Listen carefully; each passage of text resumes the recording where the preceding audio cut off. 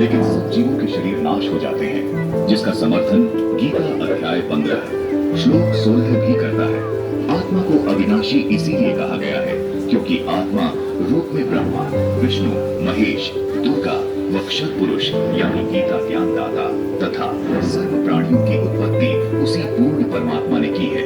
इसलिए रामचरितमानस में लिखा है कि अनेकों ब्रह्मा, विष्णु, महेश उस सच्चिदानंद ब्रह्म से आत्मा रूप में उत्पन्न होते हैं। जिस परमात्मा से सभी प्राणी आत्मा रूप में उत्पन्न हुए हैं, उस परमात्मा को गीता अध्याय 15 श्लोक 17 में उत्तम पुरुष कहा गया है। उसी परमात्मा को तीनों लोकों में धारण पोषण करने वाला परमात्मा तथा वास्तव में अविनाशी परमेश्वर कहा गया है।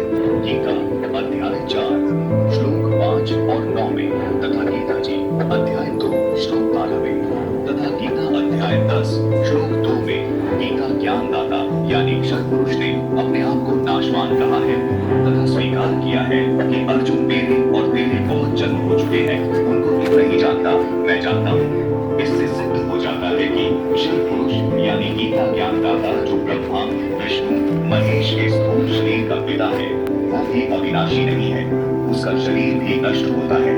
अब आपको गीता अध्याय 15 श्लोक 16 से भी स्पष्ट करते हैं। इस श्लोक में कहा है कि दो पुरुष हैं, क्षर पुरुष और अक्षर पुरुष, तथा इनके अंतर्गत सब प्राणियों के शरीर तो नाशवान है, यानी ये सब नष्ट होते हैं, परंतु आत्मा सबकी अविनाशी है। इसलिए ही रामचरितमानस में कहा है कि ईश्वर अंश जीव अविनाशी, चेतन अमल सहज सुखरासी, यानी परमात्मा का अंश होने के कारण आत्मा का कभी नाश नहीं होता। गीता अध्याय 15 श्लोक 17 में पूर्ण परमात्मा को उत्तम पुरुष और अविनाशी इसलिए कहा गया है क्योंकि उत्तम पुरुष यानी पूर्ण परमात्मा का शरीर भी अविनाशी है। इस उत्तम पुरुष को परमात्मा भी इसलिए कहा गया है क्योंकि ये पूर्ण रूप से अविनाशी है, सब आत्माओं का स्वामी है, जिसका शरीर भी कभी नष्ट नहीं होता। इस उत्तम पुरुष के लोक में किसी प्रकार का कोई दुख नहीं है, ये किसी को दुख नहीं देता, सिर्फ सुख ही सुख देता है। इसलिए इसी परमात्मा को रामचरितमानस में सुख की राशि भी कहा है। जिस गीता ज्ञानदाता काल के लोक में हम रह रहे हैं, इस लोक के मालिक को परमात्मा नहीं कहा जा सकता क्योंकि इस काल लोक में कोई सुखी नहीं है। इसलिए पूरी गीता जी में गीता ज्ञानदाता ने अपने को कहीं भी परमात्मा नहीं कहा, केवल उस उत्तम पुरुष को ही परमात्मा तथा अविनाशी परमेश्वर कहा है। दर्शकों, गीता जी में अन्य स्थानों पर जहाँ भी परमात्मा शब्द से संबोधन किया गया है, वो इसी उत्तम पुरुष अर्थात सच्चिदानंद घन ब्रह्म के विषय में बोला गया है। अर्थात पूर्ण परमात्मा का शरीर कभी नष्ट नहीं होता।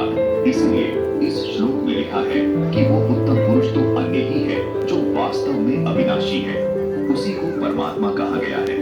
संत रामपाल जी महाराज सभी को आदि सनातनी भक्ति पर इसलिए दृढ़ कर रहे हैं ताकि हम सब आदि सनातनी भक्ति करके उस उत्तम पुरुष के अविनाशी लोक में चले जाएं, जहाँ जाने वाली सभी जीवात्माओं को भी अविनाशी शरीर प्राप्त होता है।